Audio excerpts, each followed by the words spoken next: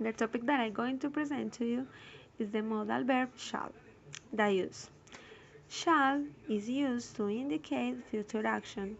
It is most commonly used in sentences with I or we, and is often found in suggestions such as shall we go?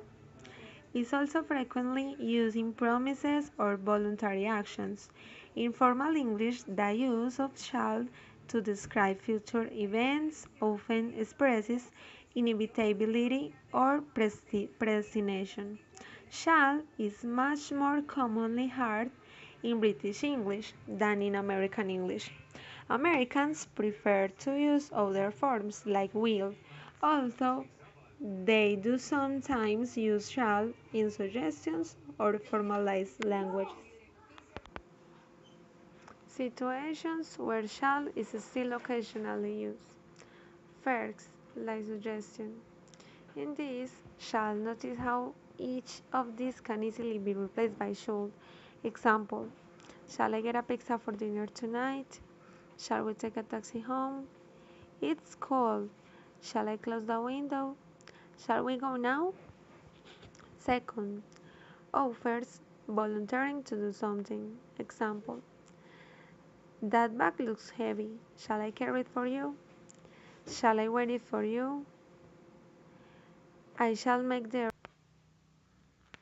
third instructions. In this, shall is used for asking or giving for.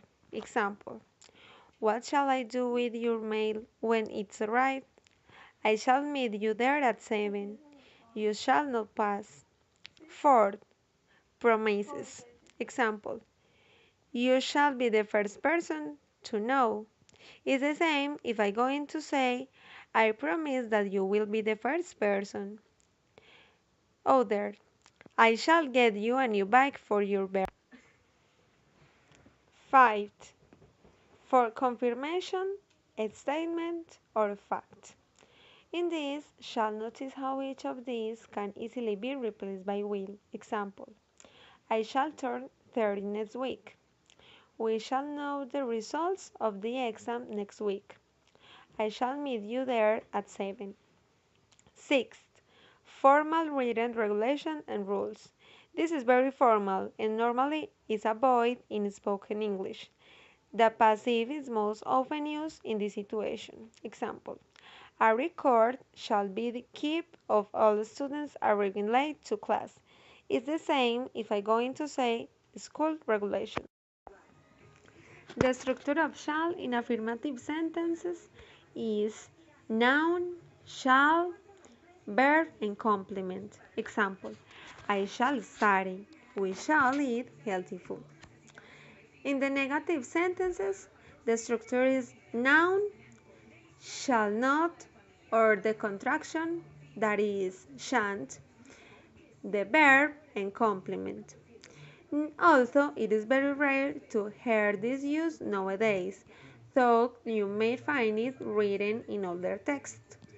Example, I shan't let the children bother you.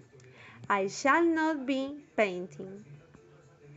In questions, the structure is the same. First, shall, then the noun, then the verb, and finally the complement. But in question tags, you can use let's. For example, let's go to the beach, shall we? And shall I structure? Shall we not structure? Thanks.